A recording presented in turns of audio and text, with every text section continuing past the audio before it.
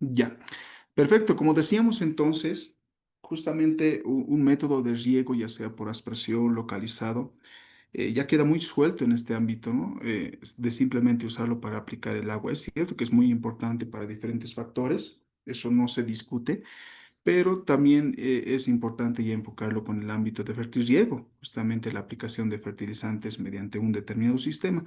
Pero esto conlleva diferentes factores que son importantes, vuelvo a decir, considerarlos, ¿no? Para su uso. Yo sé que en las siguientes sesiones están llevando con el ingeniero Víctor Paya, tal vez, él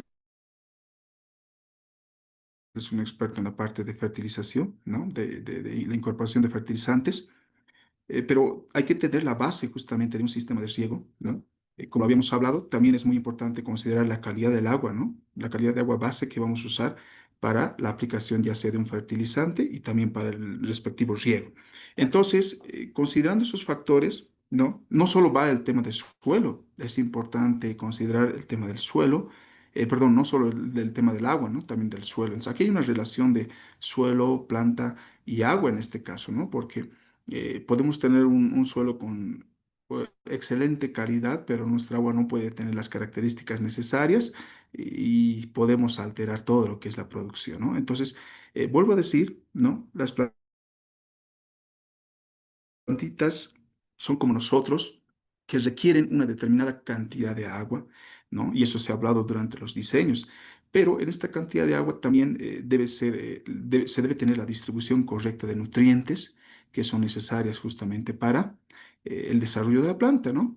Pero aquí hay un aspecto base justamente del agua inicial, del origen del agua que vamos a tener para aplicar un respectivo riego, ¿no? Porque nosotros usamos, como habíamos hablado en el anterior módulo, un determinado fuente de agua y habíamos hablado de diferentes fuentes de agua que existen, ¿no? Puede ser un río, acequias, canales, ojos de agua, vertientes naturales, o sea, hay una infinidad de justamente reservorios o fuentes de agua que podemos tener. Y no solo una, no pueden ser diferentes que vamos a usar dentro de un sistema de riego. Entonces, esto repercute de gran manera al tema de justamente la aplicación de un respectivo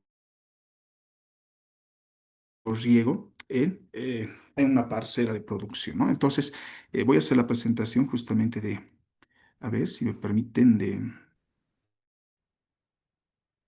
lo que vamos a usar ahora.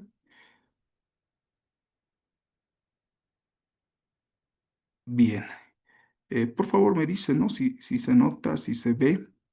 Y cualquier duda o consulta que se tenga, yo estoy presto a responder sin ningún problema. Bien, entonces vamos a hablar desde lo más básico, que es muy importante, ¿no? Y vamos a ir avanzando hasta los aspectos que se deben considerar para justamente decir que tenemos un agua de excelente calidad y ya posteriormente se hace la implementación de fertilizantes, ¿no? Para su uso respectivo. Pero vuelvo a decir, hay factores que hay que considerar para hacer este tipo de evaluación, ¿no? Entonces, de manera inicial, es importante señalar, a ver, un ratito, me dejan. ¿Dónde está? Es importante señalar, ¿no? Que la calidad de agua, dice, para riego está determinada por la cantidad de sales. A ver, hay dos factores, desde ya les digo, ¿no? Para mí, por ejemplo, en los trabajos que realizamos, y estoy seguro que con varios vamos a concordar, vamos a quedar en acuerdo en esto. El tema de sales es uno de los aspectos más considerados para el tema de calidad de agua, ¿no? Entonces, en sí tenemos dos factores que pueden ser la sodicidad y la salinidad justamente del agua, ¿no? Estos dos factores influyen de gran manera incluso en un sistema de riego, ¿no? En los materiales que vamos a usar, en los accesorios que se van a disponer y por otro lado, en el tema de la posibilidad de la planta para poder absorber nutrientes, ¿no? Porque las sales, si sabemos muy bien desde ya, evita que se pueda absorber de manera continua, vamos a decir, ¿no? El tema del agua, ¿no? Es un factor muy importante. Pero entonces, de manera general, podemos considerar la salinidad y también lo que es la sodicidad, ¿no? Las concentraciones de sales, dice en el agua de riego, reducen el agua disponible para los cultivos. Esto es lo que les decía, ¿no? Es muy importante considerar estos valores y este factor de las sales, no solo en el tema de la disponibilidad del agua, vuelvo a decir, en el tema de la disponibilidad de nutrientes, justamente para la planta, ¿no? Entonces, puede influir en todos estos aspectos, tanto fisiológico como incluso en el tipo de suelo que vamos a tener para la disponibilidad de nutrientes, ¿no? El análisis de agua, dice, para riego se utiliza básicamente con dos propósitos. El primero, determinar la calidad, justamente, para el empleo, y el otro, la tolerancia de los cultivos, ¿no? Bien sabemos que los cultivos también tienen un cierto grado de tolerancia, ¿no? Para el tema de salinidad. Hay cultivos que se adaptan muy bien y hay otros cultivos que no. Entonces, uno de los principales factores es poder determinar si es apto o no es apto para usarlo dentro justamente de un riego agrícola, ¿no? Y para eso, vuelvo a decir, hay que hacer la evaluación de diferentes parámetros que se consideran que son razonables para el tema de justamente poder decir si son aptas o no, ¿no? Entonces, uno de los aspectos muy importantes, vuelvo a decir, es el tema de la salinidad, ¿no? Miren, en un riego por goteo, por ejemplo, es muy influyente, ¿no? Es bien delicado su situación de uso, porque si bien hemos podido determinar que el riego localizado es un sistema, un método que presenta justamente una buena eficiencia a la hora de realizar un riego parcelario, ¿no? También es importante considerar que es uno de los métodos que sufre muchos problemas, ¿no? Cuando no se tiene una buena calidad de agua, ¿no? Y esto es un problema, por ejemplo, que hemos tenido muy frecuente en el tema de sectores que se tiene una gran cantidad de sales en su agua. Por ejemplo, en La Paz tenemos el sector de Zapaqui, que es un sector bastante trabajado, me animo a decir, porque se tiene este problema latente justamente de la cantidad de sales, ¿no? Es tremendo, o sea, en allá el suelo se seca y tenemos afloración de sales, ¿no? Es tremendo. Y usar sistemas de riego localizado, este método justamente que es bastante eficiente, pero el problema siempre ha sido justamente de las sales, ¿no? Se empiezan a encostrar.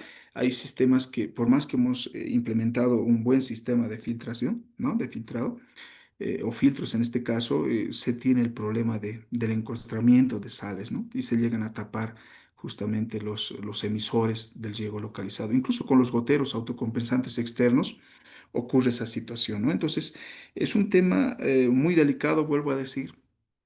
Peor todavía si se trabaja con riego localizado, ¿no? Dentro de lo que es el riego, ¿no?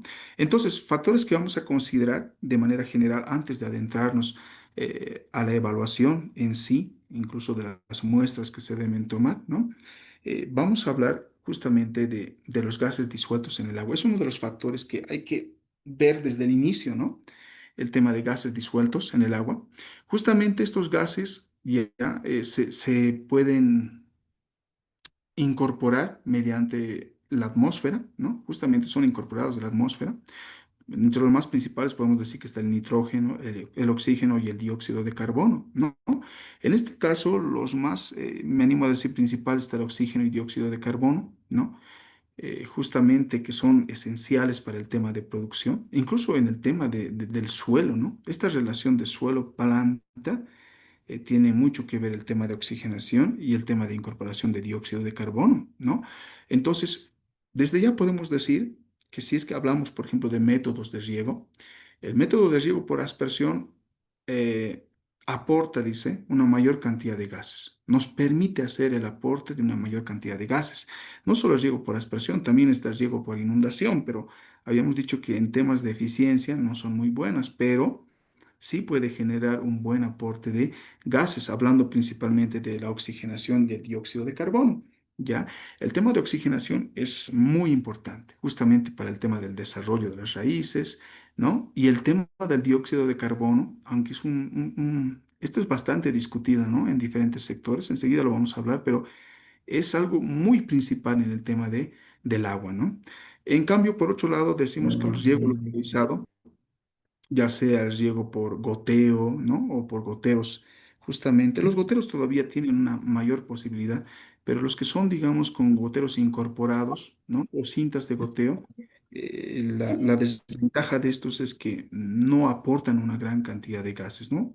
Podemos decir de manera puntual el tema de la oxigenación, ¿no?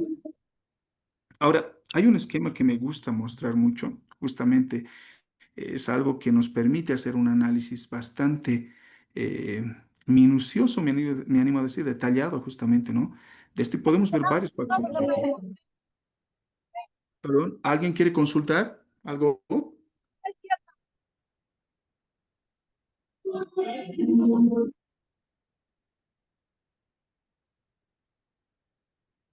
Bien. Como decía, dentro justamente, otro aspecto que es muy importante, perdón, no logro escuchar bien, ¿alguien quiere consultar algo? Los micrófonos están encendidos, creo. Por favor, cuidemos eso. Si es que no se escucha algo, me dicen, por favor, me interrumpen en cualquier momento, no hay ningún problema. Pero vuelvo a decir, cuidemos el tema de los micrófonos, por favor, para que se pueda escuchar bien. Ya, bien, perfecto, gracias. Entonces, miren, aquí hay dos aspectos que es muy importante, vuelvo a decir. Habíamos dicho que la mayor incorporación, por ejemplo, de gases dentro de el agua, justamente, se lo puede conseguir mediante riego por aspersión. Estoy empezando por factores que son relevantes, son importantes mencionarlos, todo esto, ¿no? En cambio, el riego localizado no me permite la incorporación justamente natural, puedo decir, de los gases, como ya sea de diferentes gases, como sea el oxígeno o el dióxido de carbono, pero tiene otra alternativa que lo vamos a mencionar enseguida, ¿no? Pero cuando hablamos, por ejemplo, de riego por aspersión, me enfoco en algo, por ejemplo, en el tamaño de gotas. Cuando hacíamos el tema de simulación de riego, ¿o no? Estudiábamos el tema de las características hidráulicas, el tema de presión, caudal, justamente, que se relaciona con el tema de tamaño de gotas de agua, ¿no? No solo en el tema de una presión ideal para una correcta distribución de agua, ¿no? Aquí estamos viendo aspectos que también son importantes con referencia al tamaño de las gotas. Por ejemplo, tamaños de gotas que dicen que pueden ser entre 2 milímetros o menor a los 3 milímetros, no forman burbujas. Ah, mira, ahí ya tenemos un factor importante, ¿no? En cambio, por otro lado, tamaños de gotas que son grandes, entre 4, 5 o mayores a 5 milímetros, forman burbujas. Ahí ya estamos hablando del tema de incorporación de oxígeno, ¿no? Otro aspecto que también es importante considerarlo, ¿ya? Es el tema de la temperatura. Es otro factor que influye mucho en el tema incluso de los gases que se van a disolver, ¿no? En el agua en este caso. Aquí dice, por ejemplo, un agua fría, ¿no? Alta retención de aire.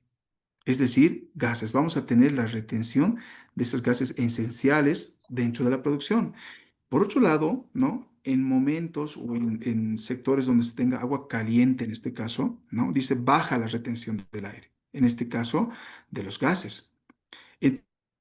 Esto es bien importante considerarlo. Incluso es uno de los factores que nos permite entender de por qué no se puede llegar incluso a mediodía, ¿no? Muy aparte incluso del estrés que podemos causar en los cultivos, el tema de la disponibilidad justamente de estos parámetros es bien importante, ¿no? En aguas frías tenemos el tema de retención de aire, retención de dióxido de carbono, retención de oxígeno disuelto podemos tener dentro del agua. En cambio, en aguas calientes no tenemos ese factor, ¿no? Para na punya baga po. Mis estimados, ¿alguien quiere consultar algo? Por favor, cuidemos el tema justamente de, de, de, de los micrófonos. Les rogaré, por favor.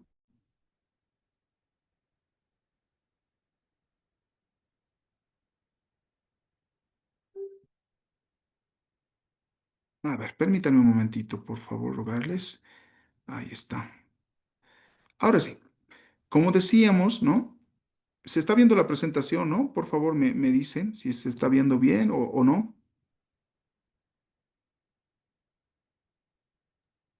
É bem. Ya, muchas gracias. Entonces, vuelvo a decir, hay un tema muy importante, ¿no? En el tema justamente de la incorporación de gases o gases disueltos que podemos decir dentro del agua que vamos a usar para el riego. Entonces, desde ya podemos decir que el riego por aspersión, si hablamos de métodos, es un buen método para el tema de incorporación justamente de gases de forma natural, ¿no? Y esto es muy importante cuando vamos a hablar de temas de calidad de agua. ¿no? Entonces, el tema también de la temperatura justamente del agua, la cual tenemos, influye mucho en el tema, incluso de la disponibilidad de oxígeno, si somos bastante específicos, ¿no? Entonces, hay que tener mucho cuidado justamente de eso. A ver, vamos a proseguir. Si es que no hay consultas, proseguimos. Vuelvo a decir, me interrumpen en cualquier momento, no pasa nada. Mire, si hablamos, por ejemplo, de un suelo, esta parte, esto me gusta, este enunciado que dice, ¿no? El agua en el suelo, dice, puede influir directamente en la difusión. Cuando hablamos de difusión, ¿a qué nos referimos? Al tema del movimiento, justamente, ¿no? De gases como el dióxido de carbono, dice, y el oxígeno. En suelos húmedos, la solubilidad, justamente cuando hablamos de solubilidad, es el tema de la disolución, ¿no? De estos gases aumenta, dice. Entonces, en suelos húmedos es si hablamos desde el punto de vista del suelo específicamente, ¿no? Si tenemos suelos húmedos que han sido bien regados, me animo a decir, que han sido eficientemente regados, ¿no? El- Vamos a tener un aspecto de solubilidad de los gases, dice, ¿no? Se incrementa esa solubilidad. Por otro lado, dice, en suelos secos la difusión se ve limitada. Vuelvo a decir, la difusión, cuando hablamos de difusión, nos referimos al tema de movimiento de los gases, ¿no? Lo que puede llevar, dice, a una acumulación de ciertos gases, los cuales ya no son esenciales para nosotros. A ver, vuelvo a decir, nosotros tenemos que tener un suelo húmedo, adecuadamente regado, justamente para tener la difusión de estos gases, es decir, el movimiento justamente de estos gases. Porque hay un factor que es bien importante considerar. Si hablamos de dióxido de carbono, por ejemplo, se dice que el 50% del carbono en el suelo está en estado gaseoso, ¿no? Y es necesario que se tenga la presencia de agua justamente para poder tener un tema de solubilidad, ¿no? Una disolución justamente de dióxido de carbono y a la vez que haya esa interacción de movimiento de este tema de difusión. Pero tampoco es bueno tener al límite del encharcamiento, justamente a eso me refiero en esto, ¿no? Suelos arcillosos, dice, retienen más agua, lo que puede impedir la aireación. Es decir, aquí ya entra el tema justamente que ustedes manejaban en tema de diseño agronómico, ¿no? En los anteriores módulos, en el tema justamente de tener un suelo a capacidad de campo. Cuando hablamos de calidad de agua justamente y el tema de manejo de agua, no solo es el aspecto, ¿no? De justamente los parámetros esenciales, ¿no? Hay que considerar varios aspectos, desde el diseño, el tema del suelo, texturas, o sea, son varios factores que consideramos. Entonces, por ejemplo, hablamos de un suelo a capacidad de campo, donde las partículas del suelo, decíamos, ¿no? Justamente atraen o permiten la atracción de una película de agua que es necesaria, ¿no? Y también es disponible para el consumo de las raíces. Eso decíamos, ¿no? En un diseño agronómico a capacidad de campo. Pero si nosotros exageramos el tema de capacidad de campo, o es decir, inundamos un determinado sector de parcela, ¿no? Lo llevamos a un suelo saturado. ¿Ya? Y cuando tenemos un suelo saturado, ahí hay el problema de la aireación también, ¿no? Dentro de las raíces. Y justamente pasa un estrés hídrico en los cultivos. Eh, Aquí ya no hay disponibilidad justamente para el tema de oxígeno, ¿no?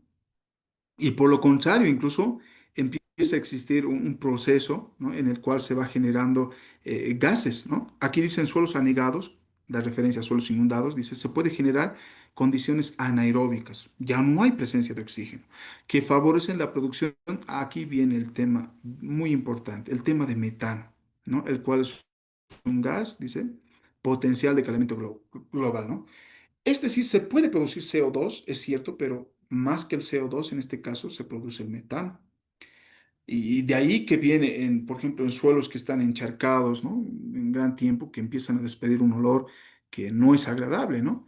Entonces se está generando metano en ese sector, el cual es muy perjudicial, sinceramente, incluso para el desarrollo del cultivo. Tremendo, ¿no? Entonces hay que considerar un factor, ¿no? Se debe tener el suelo húmedo, pero se debe tener húmedo en condiciones que sean necesarias para el cultivo, ¿no?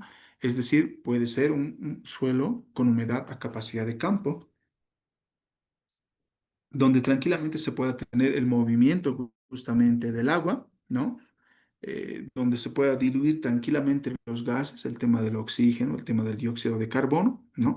Y a la vez esto permite, ¿no? Un movimiento constante justamente, donde el dióxido de carbono puede ser despedido tranquilamente a la atmósfera, ¿no? Es consumido por la planta. Ustedes ya saben ese proceso fisiológico justamente, donde la planta lo consume, ¿no? Y lo convierte en oxígeno. Es todo un ciclo muy interesante de considerar, pero el tema del agua es un tema fundamental, ¿no? Por ejemplo, si hablamos de manera puntual de dióxido de carbono, ¿ya? Les decía, es muy importante para el tema de justamente la producción, ¿no? El desarrollo de un cultivo. Incluso hay en sectores donde se inyecta, ¿no? Dióxido de carbono a un sistema de riego. A esto se llama fertilización carbónica, ¿no? Entonces, hacen la implementación de dióxido de carbono. Ahora, es importante considerar, si hablamos en aspectos químicos, el dióxido de carbono, cuando se hace la combinación con agua, ya no es dióxido de carbono, ¿no? Es ácido carbónico en este caso, el cual puede acidificar tranquilamente, es decir, volverlo más ácido al tema del agua, ¿no? Es por eso que su manejo debe ser bastante regulado, hay que tener mucho cuidado justamente para el tema del dióxido de carbono. Vuelvo a decir, hay sectores, ¿no? Nos ha tocado justamente ver sectores donde hacen la inyección del dióxido de carbono a un determinado sistema de riego. ¿Por qué? Pero, o sea, ¿cuál es la intención justamente, ¿no? Dice, permite incrementar el desarrollo radicular de las plantas. Es uno de los factores importantes. Si vemos en el tema del dióxido de carbono, de manera puntual, dice, esponja los terrenos compactos, permitiendo una superior oxigenación del suelo. Miren, esa es una de las ventajas, ¿no?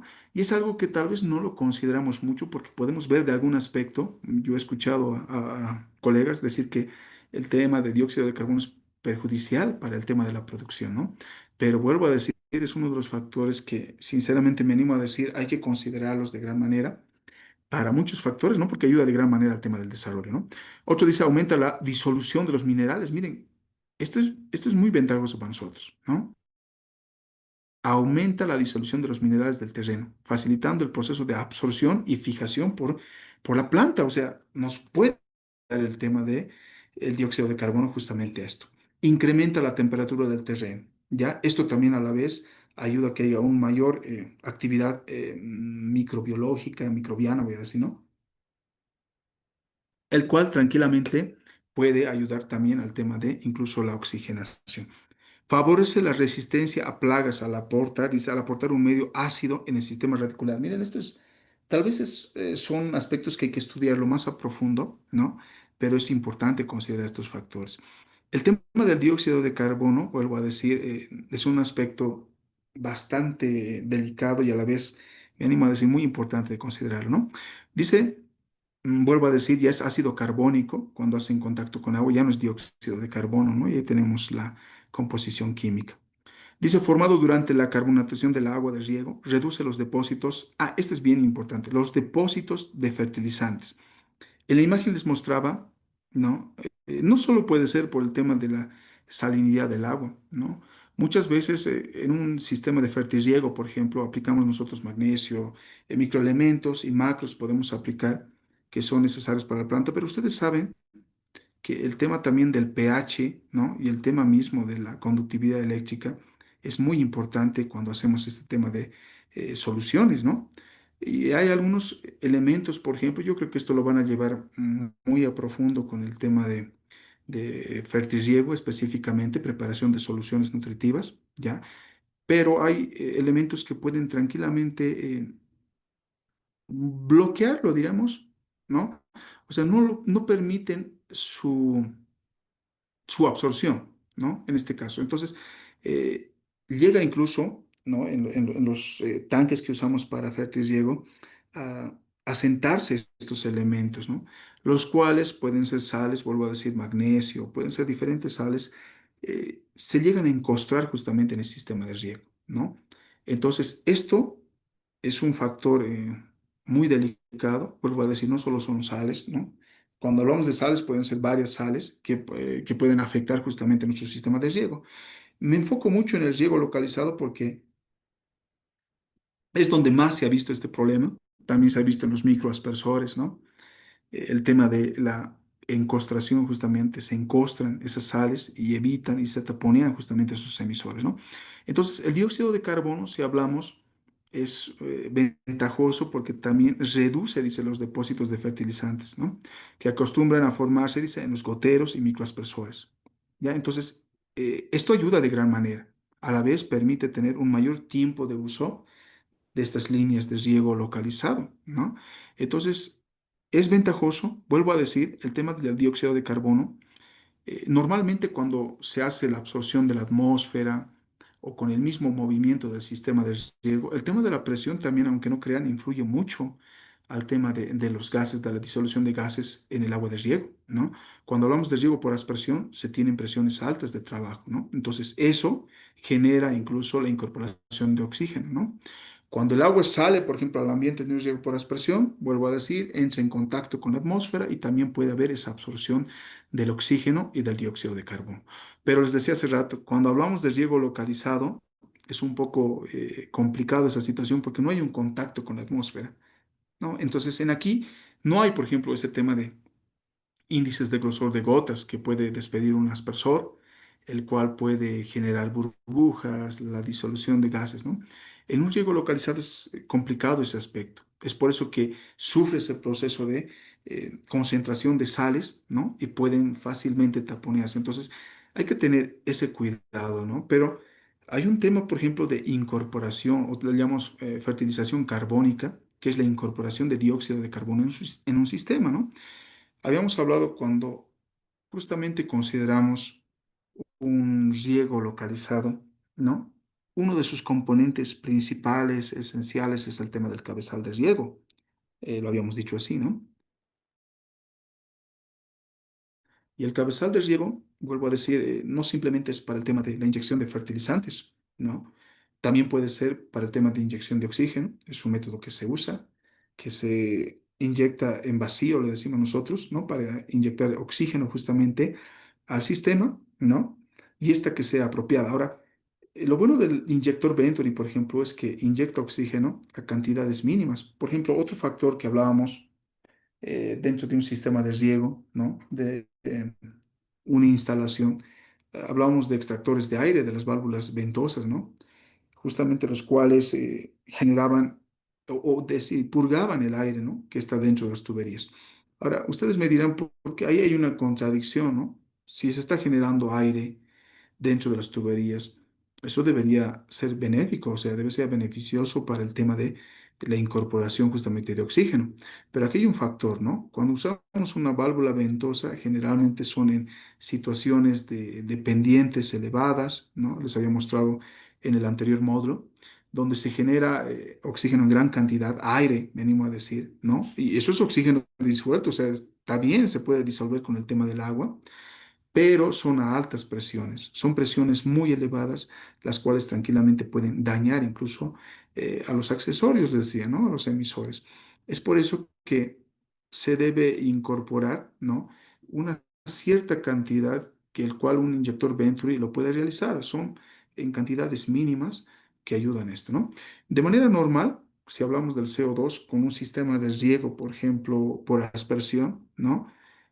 Puede ser entre 340 partes por millones, dice, ¿no? La forma de la cantidad que se incorpora de dióxido de carbono, ¿no? ¿Ya? En un riego localizado, me animo a decir, lo ideal es una bomba, ¿no? Una bomba también genera la incorporación justamente de oxígeno, porque hay movimiento de agua, pero generalmente es un rango aproximado, ¿no? Entre 340 partes por millones. Ahora, por ejemplo, bibliografía que señala justamente que haciendo estudios, ¿no? Que la incorporación de dióxido de carbono tranquilamente se debería incrementar incluso a 900 o a 1200 partes por millones, ¿no? Eso es una buena fertilización carbónica, dice, ¿no? Y esto se puede conseguir tranquilamente con el tema de difusores, ¿no? Por ejemplo, hay difusores, no lo estoy mostrando ahora, hay difusores artesanales, difusores, empresas que ya venden eh, este tipo de accesorios, ya que tranquilamente están entre los 800 a 1800 bolivianos. Son difusores que se implementan después del cabezal de riego, después del filtro incluso, ¿ya? Donde inyectan dióxido de carbono, ¿no? Al sistema de riego. Ahora, estos difusores, vuelvo a decir, hay empresas que ya venden esto o de forma casera también tranquilamente se puede hacer difusores que hagan la inyección de dióxido de carbono, ¿no? Incluso he visto en sectores donde ponían azúcar, ¿no? Y levadura en una botella justamente PET. Eso es dióxido de carbono, mis estimados, ¿no? Y ese proceso generaba dióxido de carbono y se incorporaba mediante justamente unos microtubos, ¿no? Hacia el sistema de riego. Pero vuelvo a decir, esto es para riego localizado, netamente. Si hablamos de riego localizado, lo ideal sería poder incorporar de esa manera el dióxido de carbono. Ahora, de manera normal, vuelvo a decir, está entre 340 partes por millones, pero sería bueno incrementar justamente esas cantidades de dióxido de carbono, ¿no? En riego por aspersión no hay tanto el problema porque incluso la misma, vuelvo a decir, las gotas que entran en contacto con la atmósfera, ¿no? Absorben el dióxido de carbono, la oxigenación. Entonces hay ese movimiento justamente de gases, tanto con el agua y en el suelo mismo, ¿no? Otro aspecto que hay que ver, y es bien importante también, ¿no? Se decía que cuando las gotas de agua caen y entran en contacto con el suelo, ¿no? Incluso se genera esa oxigenación, ese movimiento de oxígeno, lo cual es muy benéfico hablando de un riego por aspersión. Pero en un riego localizado no hay ese movimiento incluso del suelo, ¿no? Es una gota con una presión mínima, ¿no? Y en un caudal mínimo que humedece el suelo. Entonces no hay ese movimiento dinámico justamente del tema de gases, ¿no? Entonces es por eso que el tema de aportes, incluso cuando hacemos en riego localizado, es muy importante, ¿no? Hay que hacerlo bastante bien para que haya esa aireación constante, justamente de la incorporación de oxígeno o dióxido de carbono, ¿no? Entonces, eso para empezar, ¿no? Eso quería señalarles, no sé si alguien tiene alguna consulta. Vuelvo a decir, el tema de gases, ¿no? En el tema del agua, la disolución de gases en el agua es bastante importante, es muy importante, ¿no? Para el tema de la calidad de agua. Cuando hablamos de muestreos, vamos a ver un poquito, ya, de manera general se pueden hacer muestras de agua justamente en el lugar, ¿no? Y también se pueden llevar muestras al laboratorio, donde tranquilamente se pueden evaluar diferentes variables que necesitamos o parámetros para poder determinar la calidad de agua. Pero cuando hacemos muestreos en el sector, también es muy importante ver cómo se puede considerar este aspecto, ¿no? Por ejemplo, voy a hablar de las fuentes de agua, habíamos hablado un poquito, ¿no? Tenemos ríos con corriente superficial, ¿ya? Generalmente en este tipo de situaciones, ¿no? Hay que ser bastante cuidadosos en el tema de muestras de agua, ¿no? He visto, por ejemplo, en factores que lo hacen a la orilla del río, ¿no? Entonces, para mí, por ejemplo, hacerlo a la orilla del río no está bien. Generalmente una muestra de agua en este tipo de cauces naturales o bien en este tipo de cauces, ¿no? Se lo debería realizar a la mitad incluso, justamente del cauce, donde se tiene mayor corriente tal vez, ¿no? A la mitad, y todavía a una profundidad media se lo debería realizar, ¿no?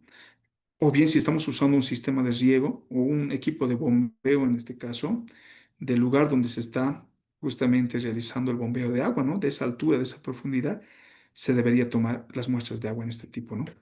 De cauces. Entonces hay que tener mucho cuidado en ese aspecto. Vuelvo a decir, en las orillas no es tan recomendable hacer las muestras de agua, sino en el lugar justamente donde estamos incluso implementando el equipo de bombeo, ¿no? En el lugar donde se tiene mayor corriente, mayor movimiento, mayor velocidad del agua, ¿no? Y también se debe cuidar mucho el tema de burbujas, ¿no? Ustedes saben que el agua tiene sales, tiene detergentes, nosotros decimos.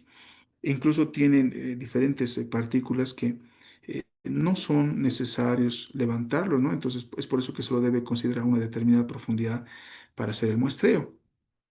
Ya, también se lo puede hacer de reservorios. Esto es bien importante porque hay sectores o proyectos, por ejemplo, donde tenemos un cauce natural, ¿no? Un río, del cual se hace un bombeo, por ejemplo, ¿no? Del agua, se lo lleva hacia reservorios. Y el problema siempre, yo digo, ¿no? De diferentes proyectos que también hemos visto, hacen la evaluación de la calidad de agua en un río, del cual se almacena un reservorio, ¿no? Y el reservorio no lo hacen, la evaluación de la calidad de agua. Si tenemos un punto una estructura donde estamos justamente almacenando agua para el riego, obligadamente tendríamos que también hacer la evaluación de de esos reservorios, ¿no? Ya sean reservorios de geomembrana, ya sean de concreto, vuelvo a decir, ¿no? Porque aunque no me crean, ¿no? Hay colegas que me dicen, pero si tienes la fuente de agua de origen, que es un río, ¿por qué vas a hacer la evaluación en tu reservorio de agua, ¿no? Porque es esa agua que se está... Pero hay factores que pueden ser alterados fácilmente. Vuelvo a decir, el tema de la temperatura es crucial, ¿no? Incluso el tema de dióxido de carbono, oxigenación, pueden alterar a diferentes factores, ¿no? Entonces, vuelvo a decir, un agua estancada, porque en un reservorio puede ser un agua estancada, ¿no?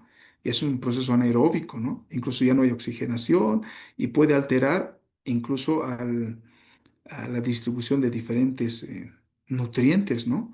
En el lugar. Entonces, es un factor bastante cuidadoso, incluso el tema de el uso de los reservorios, ¿no? Cada cuánto tiempo se hace el uso de este reservorio de agua, ¿no? Si está una semana o 2 semanas almacenada el agua, de seguro que sus características han sido, ya son diferentes al origen, ¿no? Entonces, hay factores que hay que considerar, vuelvo a decir, en diferentes situaciones, ¿no? Ya sean ríos o reservorios. También puede haber el tema de reservorios excavados, ¿no? Hay, por ejemplo, esto es común en productores que excavan a una cierta profundidad, ¿no? Estos son, por ejemplo, aún puede considerarse fuentes de aguas superficiales, ¿no? Porque son pozos que no son tan profundos, pero no son pozos como lo que conocemos comúnmente, son, son de una mayor dimensión, me animo a decir, que permiten hacer almacenar agua, ¿no? Nos permiten almacenar agua. Justamente este pozo que están viendo aquí pertenece al módulo de riegos, ¿ya? De la carrera de Ingeniería Agronómica, ¿no? Es un pozo que nos permite almacenar, aunque no me crean, 30.000 litros de agua, ¿no?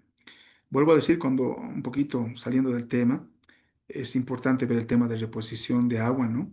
Cuando usamos para riego. Esa reposición de agua también es muy importante porque a la vez hace un aporte de oxigenación a una determinada fuente de agua, ¿no? En este caso, miren, esta es la base de este pozo y al día siguiente está completamente lleno, ¿no? Tiene una recarga, un tiempo de reposición rápido este pocito que tenemos. No está revestido, ¿no? Porque hay venas subterráneas. Para esto se ha hecho un estudio geofísico también, justamente para el tema de su implementación, ¿ya? Que es muy importante. Este tema es muy importante, vuelvo a decir, porque al lado tenemos un río, ¿ya? Un río que justamente va de las zonas periurbanas de la ciudad, ¿no? Y ustedes saben que en las zonas periurbanas de varios sectores generalmente son bastante contaminadas sus ríos porque se vierte de todo, ¿no? Aquí al lado hay un río que más adelante lo voy a mostrar, donde tenemos la presencia justamente de todo, hay hasta vísceras he visto, ¿no? Entonces, muchos dirían, pero si tienes un río, ¿por qué no usas el río para regar? Entonces, ahí hay un factor de estudio de la calidad de agua, ¿no? En este caso yo tenía un río en el módulo de riegos que vamos a hacer una práctica justamente también se van a subir los respectivos videos, justamente esa práctica. Tenemos un río, ¿no? Que tiene un buen caudal, está en constante movimiento, pero su calidad no es buena para el tema del uso de agua, ¿no? Y es por eso que se ha implementado este pozo que están viendo para justamente su uso dentro del sistema de riego, ¿no? Entonces, podemos tener pozos profundos, también tener pozos superficiales, ¿ya? Se puede hacer el respectivo bombeo justamente de sus pozos superficiales o el tema de pozos profundos, que el tema de su muestreo también es bastante interesante, ¿no? Cuando hablamos, por ejemplo, de pozos profundos como este, que pueden estar a 30, 60 metros de profundidad, como lo habíamos hablado en el anterior módulo, una recomendación es importante mencionar que no se debe hacer la muestra de agua o el muestreo inmediatamente. ¿A qué me refiero? En estos pozos profundos nosotros no vamos a poder sacar muestras, ¿no? Abrir justamente la tapa, el sello sanitario de estos pozos profundos y sacar muestra a 30 metros, 60, ¿no? Aquí obligadamente es el equipo de bomba sumergible que tenemos adentro, ¿no? El cual expulsa el agua hacia la superficie. Pero en este caso, o sea, uno de los factores también que hay que considerar, y vuelvo a decir, algo que he visto, ¿no? Durante el tiempo donde he trabajado con esto.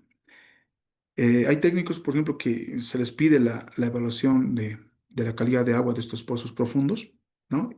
Y es que encienden el equipo de bombeo e inmediatamente toman recolectan, ¿no? Las muestras de agua o hacen la evaluación en el lugar del agua, pero no está bien eso, ¿no? Como recomendación les daría, dejen que una media hora, una hora incluso, funcione el sistema de bombeo sumergible en este caso, ¿no?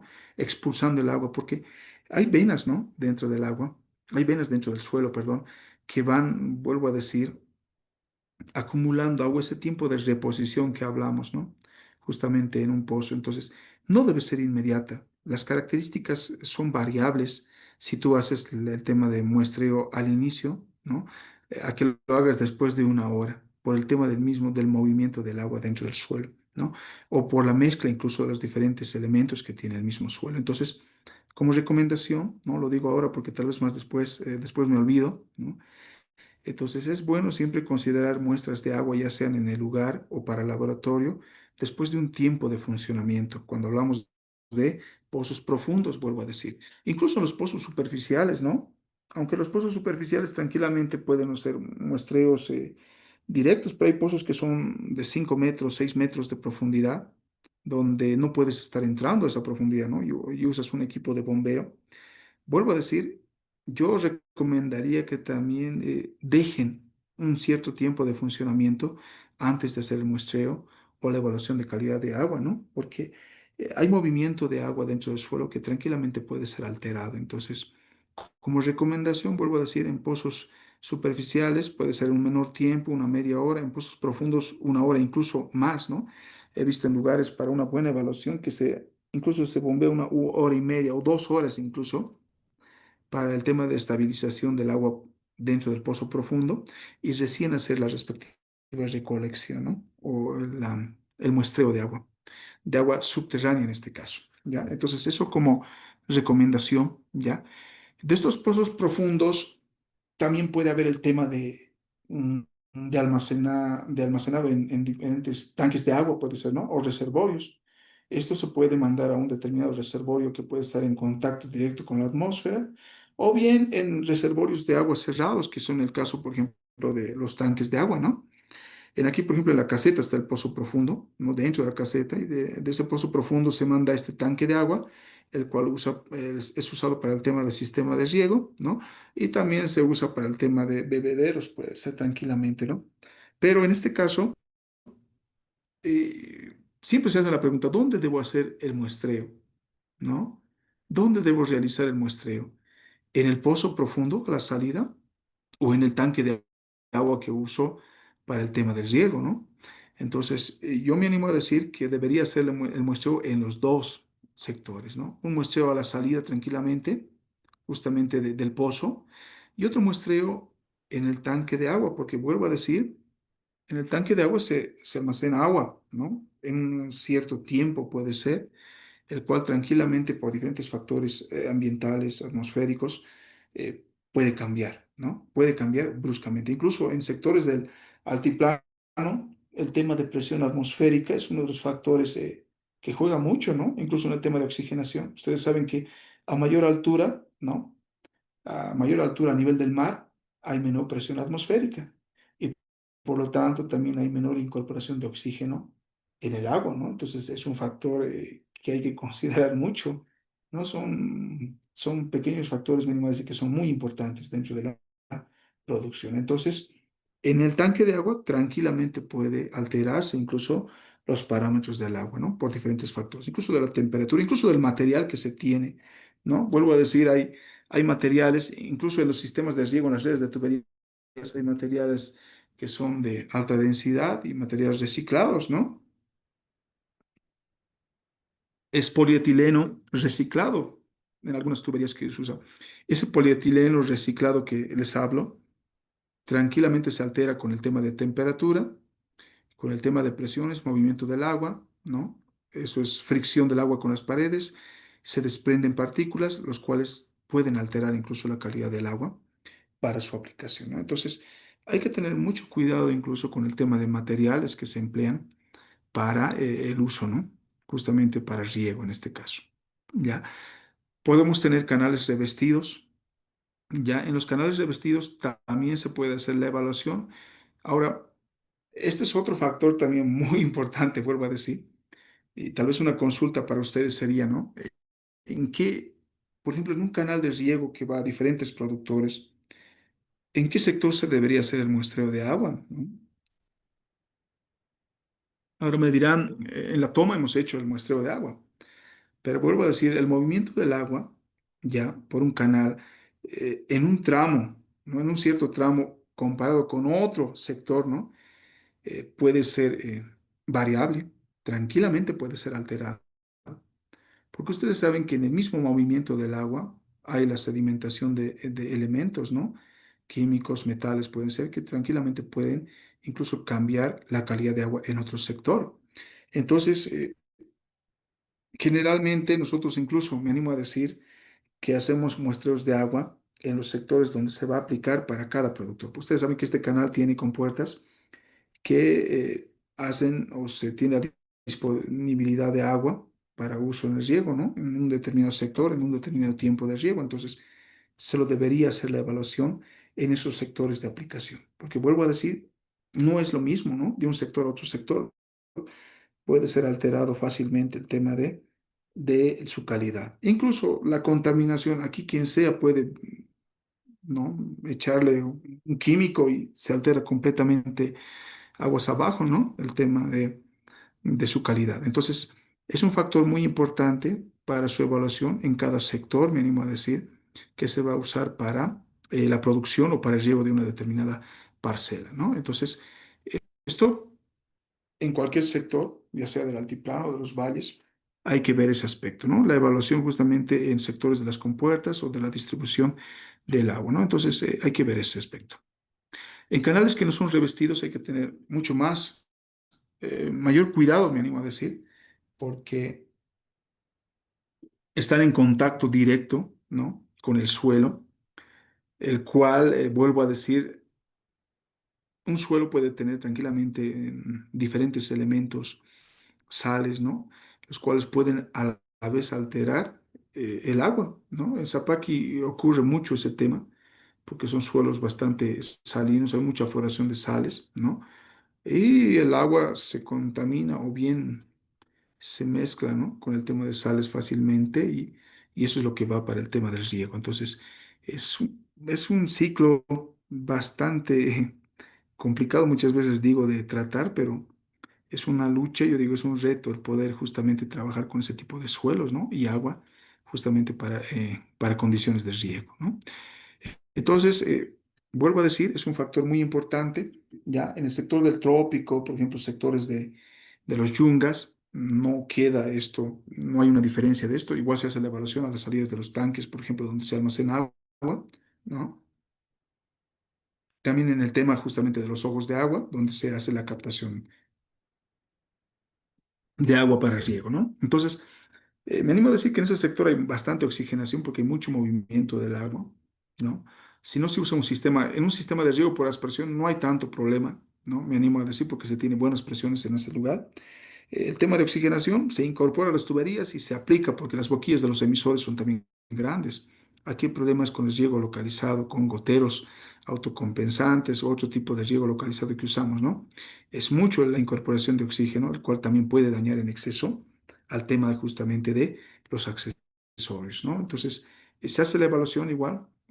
Cuando hablamos, por ejemplo, de cámaras, de hidrantes, podemos tener un sector, vuelvo a decir, una toma de agua, ¿no? Podemos tener una toma de agua en un sector alto y luego tenemos hidrantes de distribución. Algunos dicen no es necesario, pero yo sí me animo a decir que es necesario tomar una muestra de agua a la salida de los hidrantes, porque en ese trayecto justamente de distribución de tuberías puede ocurrir cualquier cosa, ¿no? Puede ocurrir incluso una pequeña perforación en las tuberías, en los accesorios y tranquilamente se puede alterar el tema de calidad de agua. Entonces, es necesario también hacer el muestreo justamente en los hidrantes de distribución, ¿no? Para el tema de calidad de agua. Bien, entonces podemos tener esos diferentes factores, ¿no? cuando hacemos el tema de muestreo, ya sea en el lugar o bien para llevar al laboratorio, ¿no? En este caso, estamos hablando de muestreos de agua o evaluación de la calidad en el lugar, ¿no? Hay equipos que podemos usar justamente para poder determinar la calidad de agua que vamos a usar para el riego. Y entre esos, ¿no? Está uno de los equipos que, por ejemplo, nosotros usamos, es el multiparamétrico, ¿ya? Es un equipo que está siendo muy usado ya actualmente. Es cierto, tiene un costo. La carrera de ingeniería económica, por ejemplo, de la universidad tiene este equipo, ¿no? Y también se brinda ese servicio justamente para la evaluación de calidades de agua con ciertos parámetros, ¿no? No me animo a decir que es como una evaluación de laboratorio, pero me permite obtener parámetros que ya, vuelvo a decir, ¿no? Nos permite identificar el tema de calidad de agua que tenemos o vamos a usar para un determinado sistema de riego, ¿no? Y este multiparamétrico de la marca Oliva, ¿no? Entonces es bastante útil, parece, ¿no? Para el tema de justamente esa evaluación. Vuelvo a decir, es un equipo que es bastante usado, ¿no? En el tema de muestreos en el lugar y también es bastante accesible para el tema de justamente la evaluación de ciertos parámetros que nos permite dar un resultado de calidad, ¿no? Este equipo, por ejemplo, tiene una consola, ¿no? Una consola que nos permite hacer la determinación de justamente los parámetros, ¿no? Tenemos la lectura de los parámetros digital y tiene un bloque de sensores, ¿ya? De diferentes sensores que tampoco es muy complicado su mantenimiento, ¿no? Simplemente hay que tener bastante cuidado a la hora del inicio de su uso y al finalizar hacer el respectivo lavado con agua destilada, ¿no? Y tranquilamente nos aguanta muy bien y nos trabaja muy bien. Se puede hacer la evaluación a diferentes profundidades, ¿no? Yo he usado este equipo para hacer la evaluación incluso en pozos subterráneos, ¿no? Donde no se tenían el tema de bombas sumergibles, ¿no? Tranquilamente tiene un alargamiento incluso hasta 100 metros de profundidad. El equipo en sí viene con 20 metros, ¿no? De cable, pero tranquilamente esto se puede adaptar con cables hasta 100 metros de profundidad y nos permite hacer una buena evaluación incluso de pozos profundos, ¿no? Porque tiene un aislante aquí, puede sumergirse por completo ese sensor, no pasa nada. Y tenemos resultados que son eh, accesibles, son resultados bastante, eh, me animo a decir, son nomás eh,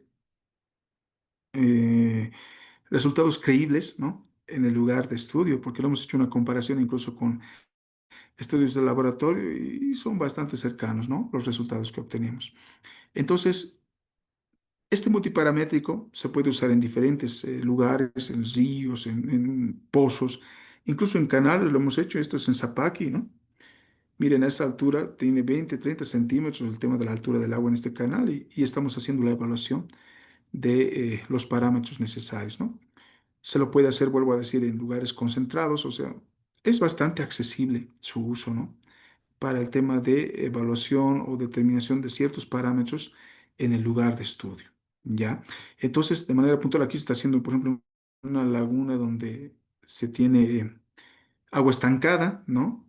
Y justamente queríamos ver cómo es el comportamiento del agua, porque de aquí se bombea para el uso de ciertos sistemas de riego, ¿no? Pero hay que ver, o sea, qué tipo de agua. Muchas veces el productor es así, ¿no?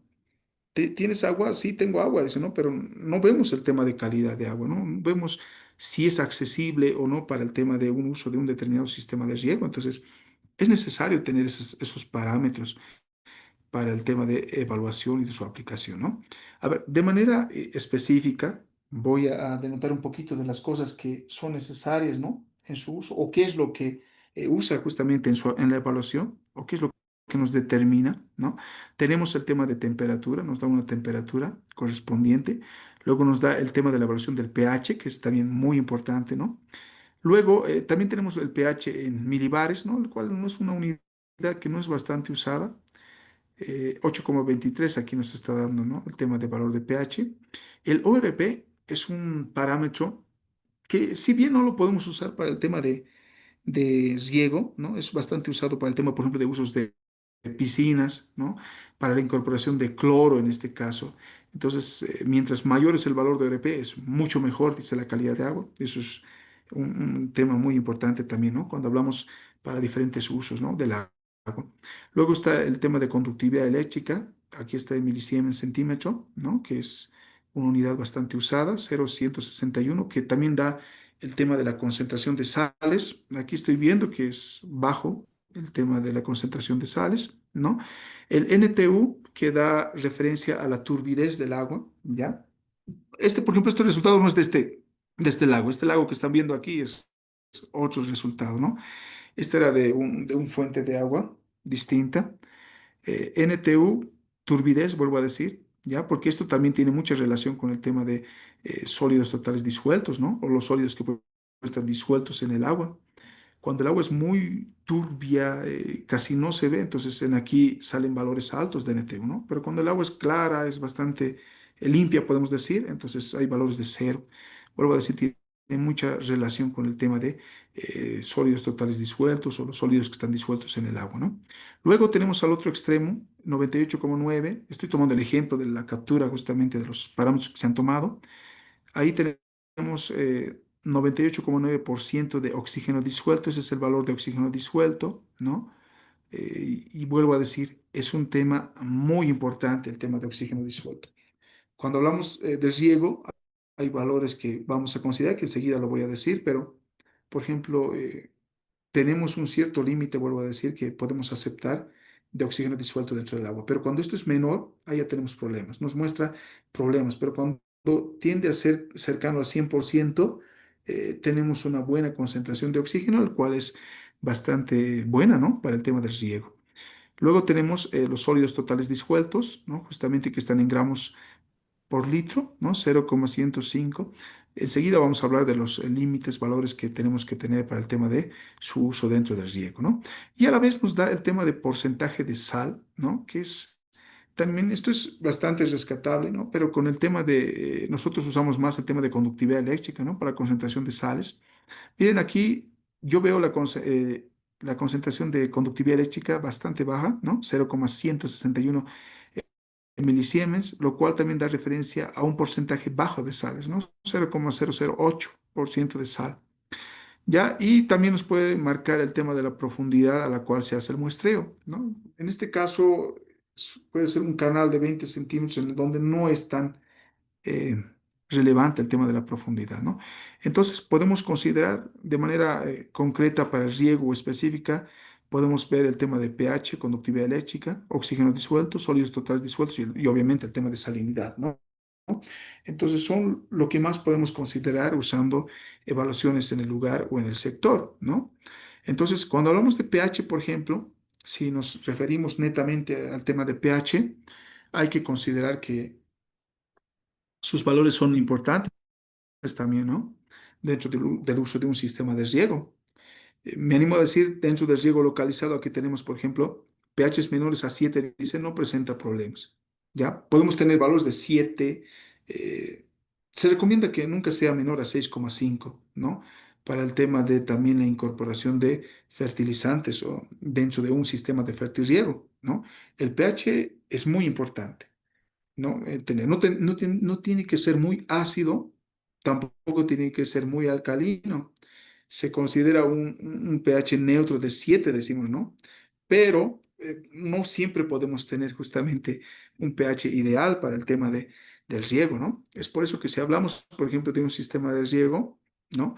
Dice que tenemos que tener menor a 7, mínimo decir 6,5 debería ser lo menor, 6,5 o 7 y no vamos a tener problemas dentro de un sistema de riego por el tema, digamos, de obstrucción, ¿no? Que se llega a tapar los emisores. Por otro lado, pHs entre 7 y 8 ya pueden presentar un leve problema, ¿no? Mayores a 8 no se recomienda porque estos fácilmente se van a tapar estos emisores, ¿no? Y se va a tener esa obstrucción y no vamos a tener un correcto riego e incorporación de fertilizantes. Mucho tiene que ver, mis estimados, vuelvo a decir, el tema del pH y también el tema del dióxido de carbono aquí entra de gran manera, ¿no? Hay, por ejemplo, lugares donde el pH es muy alto, entonces, ¿qué hacen? La incorporación de dióxido de carbono mediante difusores, ¿no? Y eso hace que el agua se tienda a volverse más ácida, ¿no? Pero obviamente hay que controlar el tema de pH y conductividad, vuelvo a decir, perdón, niveles de dióxido de carbono, pero tranquilamente podemos incluso bajar la alcalinidad de agua haciendo la incorporación de dióxido de carbono, ¿no? Entonces es un factor también muy importante. Incluso me animo a decir, mis estimados, hay lugares, por ejemplo, que han hecho muestras de agua después de la salida de los emisores, ¿no? No en la fuente de agua. O sea, en la fuente de agua se lo hace, pero también lo podemos realizar incluso a la salida de los emisores para ver con qué calidad de agua se está incorporando justamente a una parcela. Parece muy exagerado, pero muchas veces son necesarias ese tipo de evaluaciones, ¿no? Entonces, vuelvo a decir, el tema de pH, muy importante para el tema de justamente en la obstrucción, ¿no? De riego localizado, valores. Luego tenemos el tema de conductividad eléctrica. Vuelvo a decir, esto da referencia a la salinidad, ¿no? que tenemos en el agua. Y de manera específica dice los efectos osmóticos causados por la concentración de sales, dice solubles, son estimados mediante la conductividad eléctrica. ¿Qué dice esto? Que vamos a ver esta evaluación de los efectos osmóticos. Ahora, este proceso, dice osmótico, de manera puntual, ¿ya? ¿Qué es lo que va a ocasionar? ¿No? Dice que va a evitar el consumo o la disponibilidad justamente de agua o el movimiento del agua en la zona radicular. Es por eso que decimos de manera puntual que no es bueno tener concentraciones altas de sales, ¿no? O tener una salinidad alta en un agua para riego, porque esto, sea el sistema que usamos, hemos dicho, en sistema de riego localizado nos va a afectar mucho, porque va a haber el encostramiento justamente de estas sales y va a tapar los emisores, pero en un riego por aspersión es cierto, no puede haber ese problema, ¿no? Pero dentro del suelo, o sea, en este movimiento del agua dentro del suelo, evita justamente que el agua sea absorbido o disponible para la planta, ¿no? Y la planta tranquilamente entra a un estrés hídrico y puede tranquilamente morir o bajar los rendimientos que se tienen. Entonces, hay que cuidar mucho el tema de la conductividad eléctrica, ¿no? En un momento vamos a hablar de los niveles que necesitamos. El oxígeno disuelto, dice, es una de las fuentes de oxigenación de las raíces. Vuelvo a decir, esto es bien importante, ¿no? Si hablamos de valores, por ejemplo, necesarios para el tema del riego, puede estar entre 8 y 9 miligramos por litro, ¿ya? Hace rato les mostraba en el multiparamétrico en porcentaje el oxígeno disuelto. Por ejemplo, un valor de 100%, ¿no? Da referencia a 9 miligramos de oxígeno justamente en un litro de agua. ¿Ya? Esa es la referencia o la relación que usamos, ¿no? Puede ser diferentes unidades, no pasa nada, pero esa es la relación. Entonces, es muy importante el tema de la oxigenación. Ahora, puede haber lugares incluso donde no tengamos una oxigenación en la fuente de agua, ¿no? Esto también me permite hacer la evaluación directa. Si yo veo, por ejemplo, que en mi fuente de agua, ¿no? Ya sea en mi pozo, en mi reservorio, no tengo una buena incorporación de oxígeno, ¿no? Entonces, en el sistema de riego debo hacer la incorporación de oxígeno. Ahora, en un riego localizado, vuelvo a decir, es bastante complicado ese tema porque los movimientos del agua son laminares. Aquí se presenta un flujo laminar, ¿verdad? Y por tanto también las velocidades son mínimas, ¿no? Las presiones también son mínimas, entonces no hay esa incorporación correcta de oxígeno. Es por eso que algunos le ponen incluso el inyector Venturi para la incorporación neta de oxígeno, ¿no? Sin la incorporación de fertilizantes. Nos sirve de esa manera para poder hacer esta incorporación correcta, ¿no? Justamente del oxígeno. Pero vuelvo a decir, valores normales entre 8 a 9 miligramos por litro. Y esto también es benéfico para el tema de eh, la disolución justamente de los nutrientes que vamos a aplicar dentro del sistema de fertirriego, ¿ya? Los sólidos totales disueltos es otro parámetro que podemos ver en el lugar de evaluación, ¿no? Y estos equipos también nos permiten evaluar esa situación. Dice, está comprendida principalmente por las sales, ¿no? Tiene mucha relación con el tema de la concentración de sales. Sales las cuales pueden ser el calcio, magnesio, potasio, sodio, bicarbonatos, cloruros y los sulfatos, ¿no? Si hablamos, por ejemplo, de rangos que son esenciales en temas de riego, ¿no? Están estos valores, ¿no? Menores a 0,450 gramos por litro, no causa ninguna restricción, ¿ya? Pueden ser usados de manera correcta.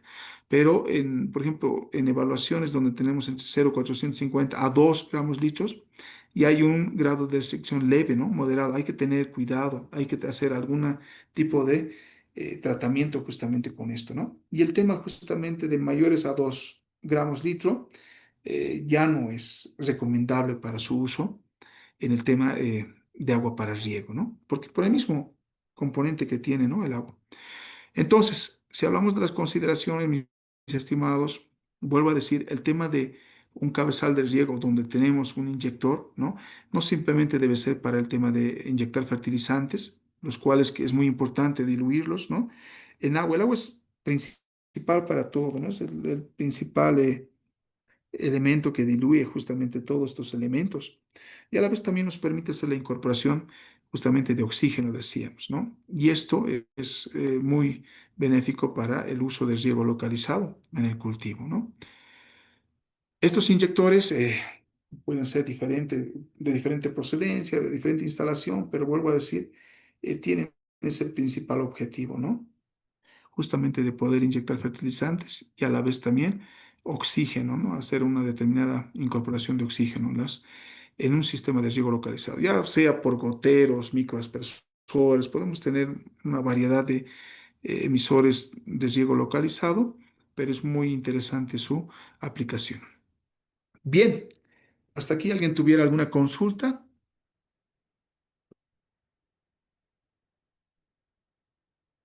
Bien, no hay consultas. Sigamos. Aspectos que hay que considerar para el tema de muestreo de agua. En esto doy referencia para el muestreo de agua y llevarlo a un determinado laboratorio y su evaluación, ¿no? Para eso hablamos. Entonces, el envase es un elemento muy importante. Justamente podemos hacer el uso de botellas PET, ¿no? De rosca, donde se haga un cierre correcto justamente de estos recipientes, ¿no? Deben ser limpios, vuelvo a decir, sin nada de suciedad. Eso es otro factor que influye mucho, ¿no? A veces alzan una botella PET de cualquier lugar, ni siquiera lo hacen el respectivo lavado y toman la muestra de agua y lo llevan. Y obviamente los valores van a ser totalmente alterados, ¿no? Cuando se saquen los resultados. Se recomienda que sea mínimo 1000 mililitros o 1 litro, ¿no? Para la muestra, o bien lo más correcto sería 2 litros de agua de cada sector, ¿no?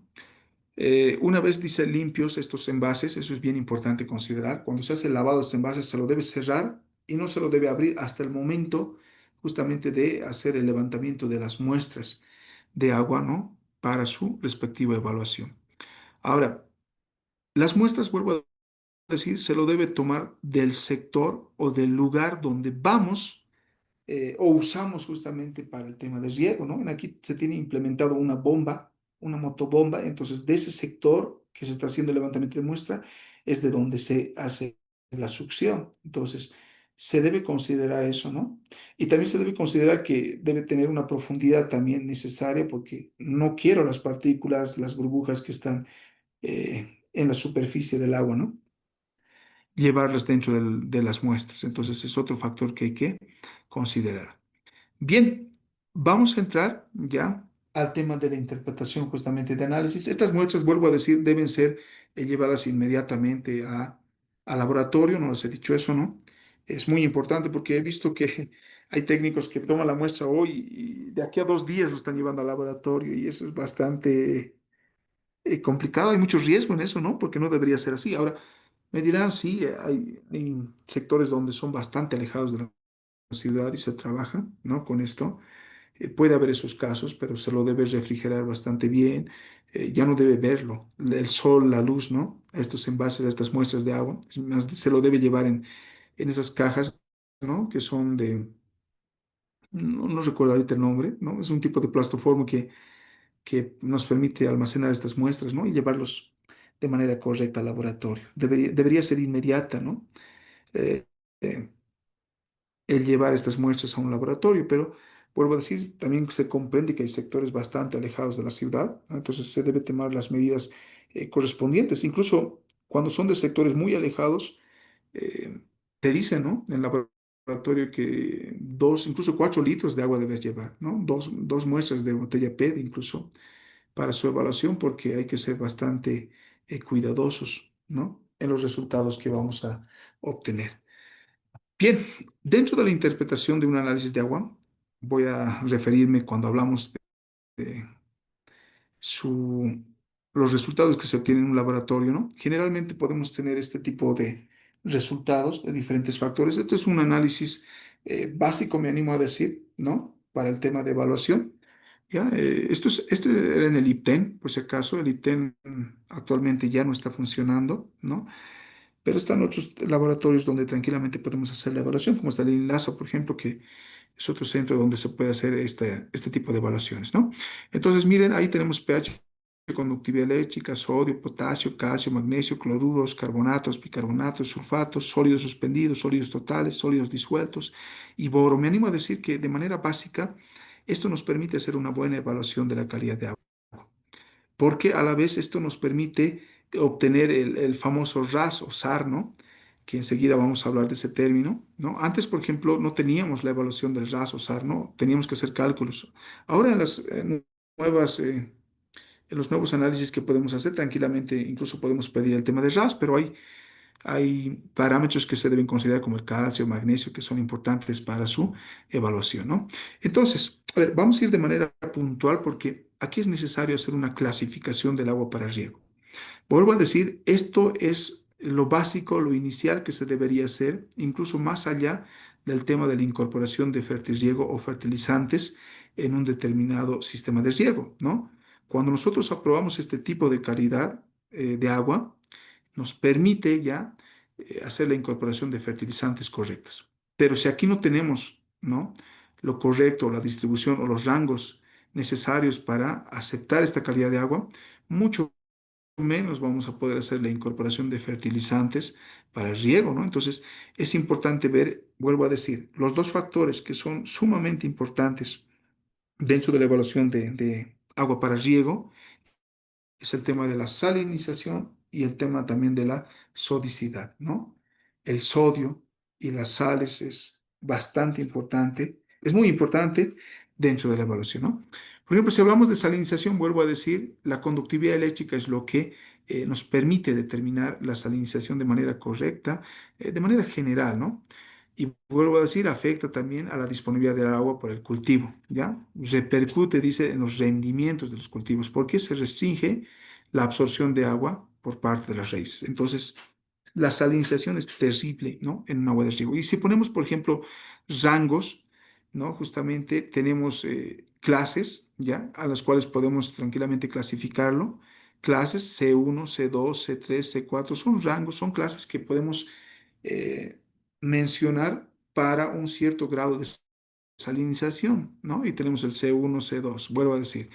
Peligro de salinización, por ejemplo, la C1 tiene un peligro de salinización muy bajo.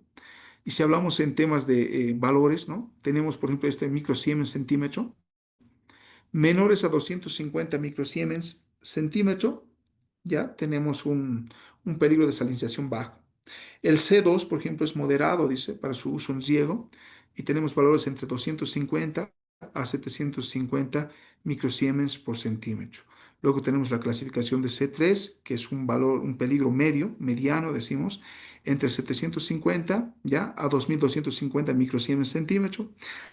Luego ya viene el alto, ¿no? Entre 2250 y luego tenemos el excesivo, que es mayor a 6000 microsiemens centímetro. Entonces, esto ya nos permite incluso ver, ¿no? Entonces nosotros podemos hacer la evaluación de conductividad eléctrica, sacar un determinado valor y podemos decir en qué tipo de clase está, ¿no? El tema de peligro de salinización. Entonces nos permite hacer esa evaluación con el simple hecho de hacer la evaluación de conductividad eléctrica. Es por eso que más allá incluso de llevarlo al laboratorio, sería muy bueno también a la vez hacer una evaluación in situ, ¿no? En el lugar, como les mostraba, con un cierto equipo que nos permita medir la conductividad eléctrica. Esto lo vamos a hacer constante dentro del sistema de riego, ¿no? Se hace evaluaciones en la fuente de agua, se hace evaluaciones incluso a la salida del cabezal de riego, se hace evaluaciones incluso en la parcela, en los recipientes que vamos a usar para la incorporación de fertilizantes. El tema de conductividad eléctrica se lo debe hacer constante, ¿no? Y este tema de clasificación de clases es, vuelvo a decir, importante su consideración, ¿no? Para el uso del agua. Luego tenemos el tema del RAS, aquí viene el tema del RAS. ya que son problemas de permeabilidad, ¿ya? A ver, de manera puntual dice, uno de los iones que más favorece la degradación del suelo, es el sodio, ¿ya? Que sustituye al calcio. Esta situación, dice, da lugar a una dispersión de los agregados y a una pérdida de la estructura. Esto es clave. El tema de cantidades de sodio, ¿no? Elevados dentro de un agua para riego, por ejemplo, es muy importante porque esto puede destrozar el tipo de suelo que tenemos, ¿no? Incluso dice puede alterar totalmente la estructura, ¿no? Y por qué no, incluso hasta la textura del suelo que tenemos. Entonces, el sodio es sumamente importante dentro de la evaluación. Me animo a decir por eso que los dos parámetros mayormente evaluados son el tema de salinidad y sodicidad, ¿no? Sales y sodio dentro del uso de agua para riego. Entonces, si hablamos, por ejemplo, es la relación de absorción de sodio, ese es el RAS, ¿no? Ese es el concepto de RAS o SAR también, como lo llaman algunos. También tenemos diferentes clases para poder identificar el RAS o el SAR. De manera puntual, específica, tenemos cuatro, el S1, S2, S3 y el S4. Si hablamos de su clasificación, el S1 es baja, ¿no? Baja peligrosidad sódica. El RAS, por ejemplo, es un valor adimensional, no tiene unidades, ¿no? Pero presenta un valor en cierto rango, ¿no? Vuelvo a decir, adimensional, sin unidades. Por ejemplo, el RAS o SAR entre 0 a 10, o sea, valores de RAS entre 0 a 10, denotan a una clase 1, que es de baja peligrosidad sódica, ¿no? El S2 ya es de mediana peligrosidad, está entre 10 a 18, ¿no? El S3 ya es una alta peligrosidad sódica que puede estar entre 18 a 26, ¿no? El S4 es considerada como muy alta peligrosidad sódica, que puede ser mayor a 26. Vuelvo a decir, esto es adimensional, no tiene una unidad. Entonces, son factores o son los dos parámetros, me animo a decir, muy importantes dentro de una evaluación, una primera evaluación del tema de calidad de agua para su uso. Yo veo el tema de salinización, el tema de sodicidad en el agua, es los primeros parámetros que voy a evaluar para ver si puedo aceptar su uso en el riego o no. También me va a permitir ver diferentes factores que puedo hacer, o sea, para bajar la salinidad o el tema de sodicidad, ¿no? Entonces, vuelvo a decir, hay que ver este aspecto, ¿no? Ahora, esta clasificación, este es un diagrama, por ejemplo, que se usa mucho para el tema de clasificación de aguas para riego, ¿no? Donde hace eh, donde considera justamente el riesgo de salinización, ¿no? Y el riesgo de sodificación. En ambos ejes, por ejemplo, considera y lo pone a una clasificación con diferentes valores de conductividad eléctrica y también valores del RAS. Ahí está el valor de 1, 2, 3, 4, ¿no? Que puede considerar para el tema del RAS. Ahí está en bajo, mediano, alto y muy alto. Clase 1, S1, S2, S3, S4, ¿no? Y tranquilamente en el tema de conductividad eléctrica también podemos hacer esa clasificación, ¿no? Con los valores. En aquí, por ejemplo, está el microsiemens centímetro, ¿ya? Ahí está el valor de 100, 250, 750, 2250. Luego tenemos el riesgo de sodicidad, vuelvo a decir, era dimensional, el RAS, 0, 2, 4, 6, 8, hasta el 30 tenemos, ¿no? Entonces, con una determinada interacción entre estos dos valores, podemos clasificar en qué tipo, ¿no? de agua podemos tener para el riego. Y hacemos aquí la combinación de salinización y sodicidad, ¿no?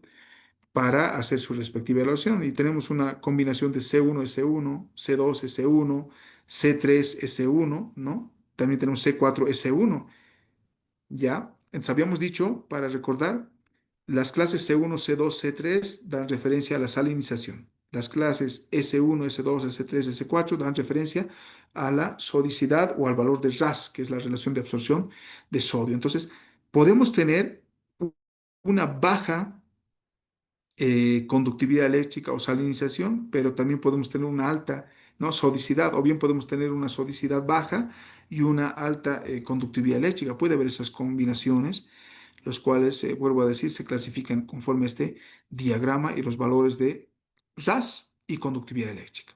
Ahora, si vemos de manera específica cada uno de estos, esta combinación entre el sodio y las sales, ¿no?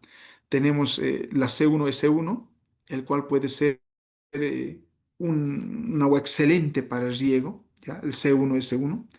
El C1S2, el cual combina, por ejemplo, una sodicidad o una salinidad de C1 y una sodicidad de S2, ¿no? Dice agua de muy baja salinidad, útil en suelos con buen drenaje. Nos está dando una recomendación, o sea, se puede usar para riego, pero se debería tener un buen drenaje, porque vuelvo a decir, el tema de sodio destruye tranquilamente, ¿no? La estructura del suelo. Entonces, si tenemos concentraciones de sodio en el suelo, entonces vamos a tener ese problema. Entonces, lo correcto sería tener un buen drenaje para evitar ese problema, ¿no? Luego tenemos una combinación de C1S3, ¿ya? El C1S3, por ejemplo, nos dice que son aguas con baja salinidad, ¿no? Se necesita compensar, dice, la presencia del ion sodio. El C1S4 son útiles para preparar soluciones nutritivas, ¿ya? Nos está dando, ¿no? Esa situación, goteo y aspersión. Se puede usar. Todos los anteriores nos permite usar para sistemas de riego tanto a expresión, riego localizado, hasta el C1S4, porque se puede compensar el tema del ion sodio, ¿no? El C2S1, en aquí ya estamos subiendo el valor de conductividad eléctrica, de la salinidad, pero aún así es considerada apta para riego. No excelente, pero puede ser usada dentro de lo que es el riego, ¿no? El C2S2, ¿no? Dices apta en suelos con buen drenaje, vuelvo a decir, y ricos en materia orgánica, ¿no? Eso es otro aspecto, porque la materia orgánica influye mucho en el tema del movimiento, incluso o de la disponibilidad de nutrientes, ¿no?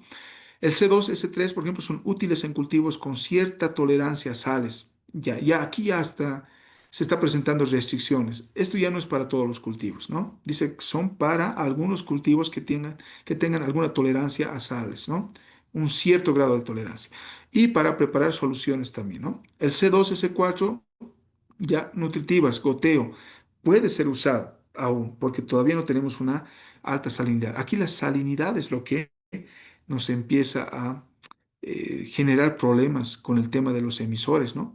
Por otro lado, el sodio tranquilamente puede haber una combinación con otros elementos, los cuales puede eh, cambiar, ¿no? El ion sodio dentro de una solución nutritiva. El C3S1 dice apta para riego, ¿ya? En aquí tenemos baja sodicidad y también tenemos una alta salinidad. Son aptas para riego de cultivos tolerantes a sales. Me animo a decir en esta, por ejemplo, ya no podemos usar riego por goteo. En una clase 3, clase 4, ya no es recomendable usar riego localizado, ¿no? Aquí ya es más para el uso del riego por aspersión, o puede ser en el caso de microaspersores todavía con algún grado, digamos, de mantenimiento constante del sistema. El C3 y C2 son aptas para riego en suelos con buen drenaje, dice, ¿no? Y cultivos tolerantes a sales. El drenaje juega mucho en el tema del manejo de suelos. C3S3, aguas peligrosas. Necesitan buen drenaje y cultivos que sean muy tolerantes al tema de sales, ¿no?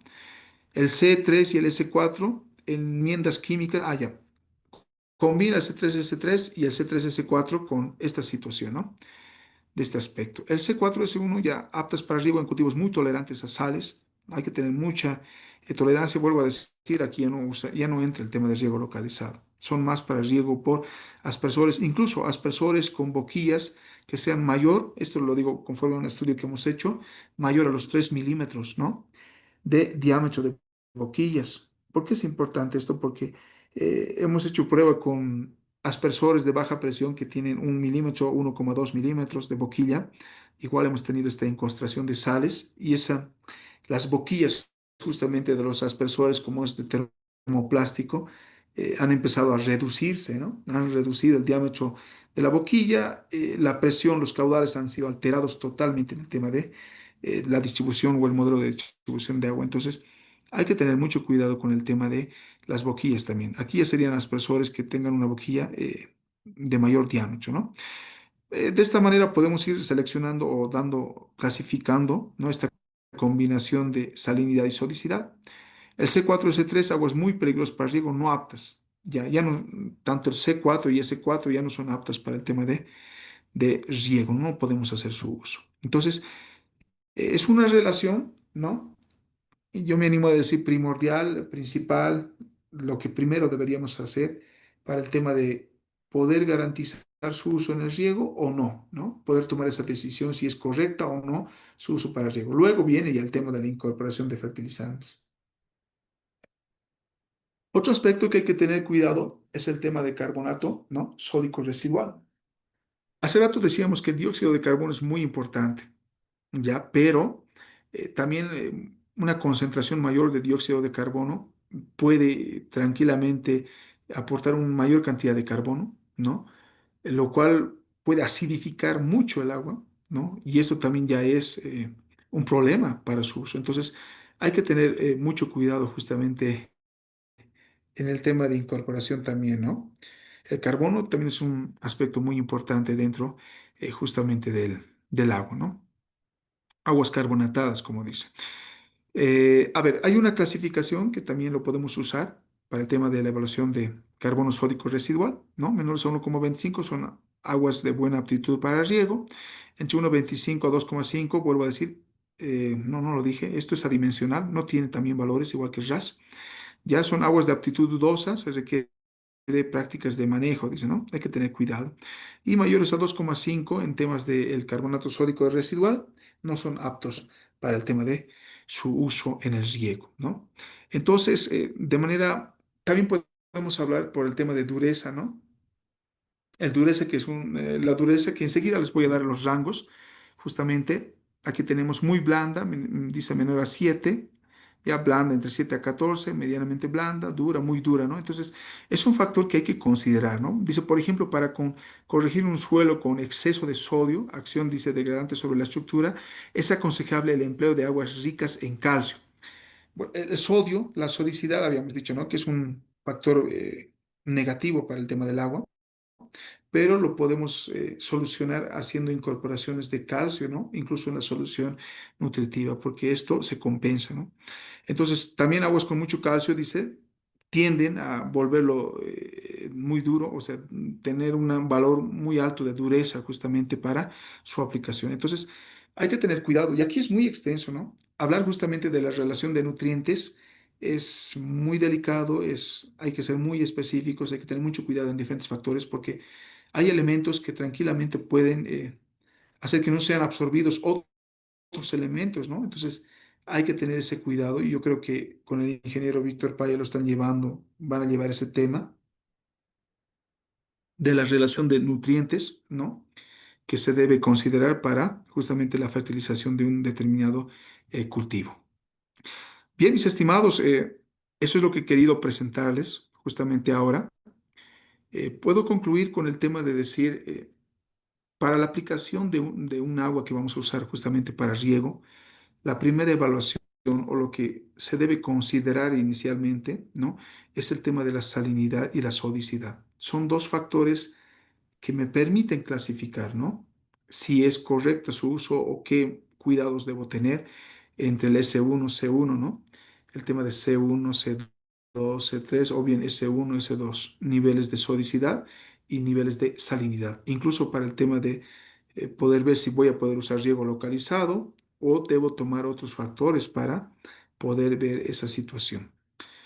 Bien, mis estimados, ¿alguien tuviera alguna consulta hasta aquí? Adelante, estoy presto para responder y si no, con eso terminaríamos esta intervención justamente de calidad Ingeniero, de agua. buenas noches. Buenas noches, adelante. Una consulta. ¿Podría indicarnos cuáles son aquellos cultivos que son tolerantes a la salinidad? ¿Qué cultivos son tolerantes a la salinidad, ingeniero? Eso, por favor. Ya. A ver, ¿les parece si les envío justamente, lo voy a subir, porque hablar de cultivos son varios, hay muchos cultivos, ya. Les voy a enviar una tablita donde lo hemos trabajado, donde de manera específica dice qué cultivos pueden ser tolerantes a un cierto nivel de salinización. Por ejemplo, en el altiplano, la quinoa, ¿no? Es un cultivo que se adapta muy bien al tema de salinidad. La cañagua, por ejemplo, se adapta muy bien. Las forrajeras también se pueden adaptar muy bien, pero los cultivos más sensibles son, por ejemplo, las hortalizas, ¿no? Si hablamos de manera general, donde no resisten niveles altos de salinidad. Estoy hablando de manera general, ¿no? Pero en cambio, cultivos, por ejemplo, como la papa, la haba, tienen un nivel medio, digamos. para soportar niveles de salinidad. Entonces, los más sensibles serían el tema de las hortalizas. Las hortalizas rápidamente sufren a este tema de el estrés. Ahora, ¿por qué lo digo? O sea, una manera muy sencilla de darse cuenta justamente es la siguiente, ¿no? Cuando hablamos, por ejemplo, de diseño agronómico, había un término muy importante que era umbral de riego. No sé si lo han considerado este. Este umbral de riego nos dice incluso el tiempo, el porcentaje que puede un cultivo estar sin riego, ¿no? Entonces, esto tiene mucho de influencia con el tema de tolerancia justamente a la salinidad, porque ustedes saben que la salinización hace que no esté disponible el agua para el cultivo, es decir, no tenemos una rápida disponibilidad del agua para el desarrollo del cultivo. Y en aquí entran los cultivos sensibles como las hortalizas. ¿Por qué? Porque generalmente las hortalizas tienen un tiempo de riego menor, ¿no? Es decir, cada día incluso o día por medio realizamos el riego de las hortalizas. Entonces, aguas muy saladas van a afectar de manera crucial, importante al tema de la producción de estas hortalizas. Pero en cambio, por otro lado, cultivos donde nos permiten tener tiempos de riego mayores, ¿no? Son más tolerantes al tema de justamente la salinidad, ¿no? Eso es una forma de poder ver, digamos, cómo podemos trabajar en el campo. Vuelvo a decir, cultivos que necesitan un riego con mayor frecuencia, de ende, no tienen mucha tolerancia a la salinidad, ¿no? Puede haber el caso de algún otro cultivo que no se acople a esto, pero en el mayor de los casos, cultivos que tengan mayor frecuencia de riego tienden a tener una mayor tolerancia al tema de la salinidad. Eso, pero de todos modos, juntamente con la presentación, yo voy a pasarle al ingeniero Beizaga, ¿no? Un cuadro donde es bastante interesante y nos permite ver cultivos de manera específica, incluso en qué niveles de salinidad puede soportar, ¿no? Entonces, eso lo voy a dejar al ingeniero Beizaga, por favor. ¿Alguna otra consulta que tuviera?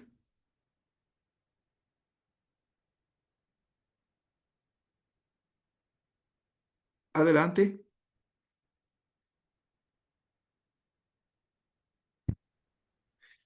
Inge, muchas gracias por su exposición. ¿Podría recalcarnos cuándo va a ser la práctica de esto de calidad de agua y la parte de hidráulica, Inge? Porfa. Ya, bien. A ver, mis estimados, es muy cierto, gracias, Inge.